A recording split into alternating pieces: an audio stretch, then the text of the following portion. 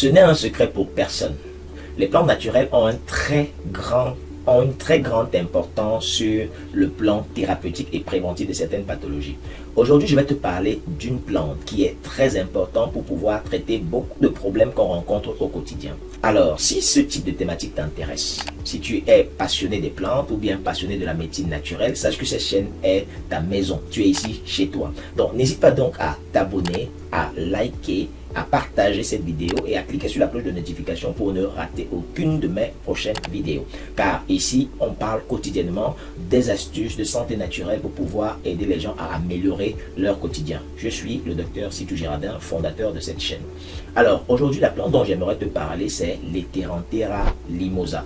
Une plante absolument magnifique. C'est une plante en fait qui pousse dans les régions humides, n'est-ce pas, dans les savanes humides et aussi dans les rivières, là où l'eau est limpide et courante. C'est une plante qui mesure pratiquement 1 mètre. Elle est constituée d'une racine, des feuilles et d'une fleur de couleur bleue. Elle a énormément de vertus. L'une de ses vertus, c'est qu'elle est d'abord anaphrodisiaque. Ça veut dire qu'elle t'empêche en fait de faire des rapports sexuels. Voilà, elle te donne le manque de désir de faire des rapports sexuels. Et elle aussi calmante. C'est-à-dire qu'elle a les propriétés qui te calment, elle est apaisante sur le plan neurologique. Elle a aussi des vertus de traiter les gonorrhées. Alors, une gonorrhée, en fait, c'est une maladie sexuellement transmissible qu'on nomme aussi sous le nom de gonococcie ou blénorragie ou encore chaud de piston. Si tu as cette pathologie-là, tu peux consommer cette plante et la posologie, je vais te la donner dans quelques minutes. Et enfin, elle peut aussi t'aider à régler ton problème de céphalée, c'est-à-dire de maux de tête ou encore même de coups de soleil. Voilà. Alors, comment est-ce qu'on utilise l'Etheranthera limosa? C'est simple. On peut l'utiliser premièrement en décoction, on peut l'utiliser aussi en infusion ou bien en usage externe. Alors, une infusion, c'est quoi? L'infusion, simplement, c'est le fait de préchauffer l'eau, n'est-ce pas? Et ensuite, de le verser sur la plante et laisser reposer quelques minutes avant de consommer. Et pour l'Etheranthera limosa, c'est simple. Vous allez préchauffer 1 litre d'eau. Et vous allez prendre les fleurs bleues de l'Etheranthera limosa, vous allez prendre 5 grammes de fleurs et vous allez, après avoir préchauffé l'eau pendant 15 minutes, vous allez verser cela dans les 5 grammes de fleurs fermées et laisser reposer pendant au moins 10 minutes.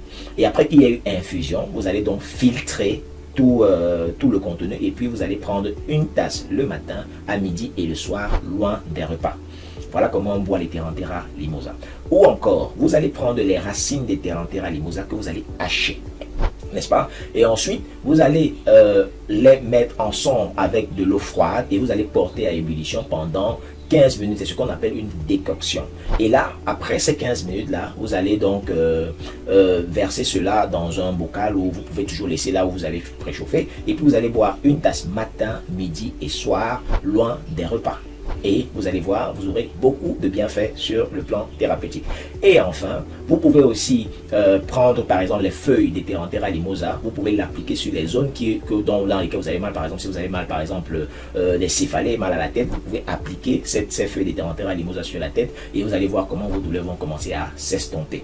Alors, on est arrivé à la fin de cette vidéo, j'espère qu'elle t'a plu et j'espère que tu vas faire aussi, si tu as l'Etheranthera limosa chez toi, tu vas faire cette expérience-là et tu vas venir ici marquer en commentaire si ça t'a vraiment aidé. Et si c'est le cas, n'hésite pas aussi à venir à partager cette connaissance-là à ton entourage pour pouvoir aussi les aider par rapport à cela. J'espère que tu t'es déjà abonné à cette chaîne parce qu'au quotidien, je vais t'apporter des conseils, des plantes naturelles qui peuvent t'aider à traiter des différentes pathologies. À très bientôt pour une autre vidéo sur la chaîne Au Nature Afrique.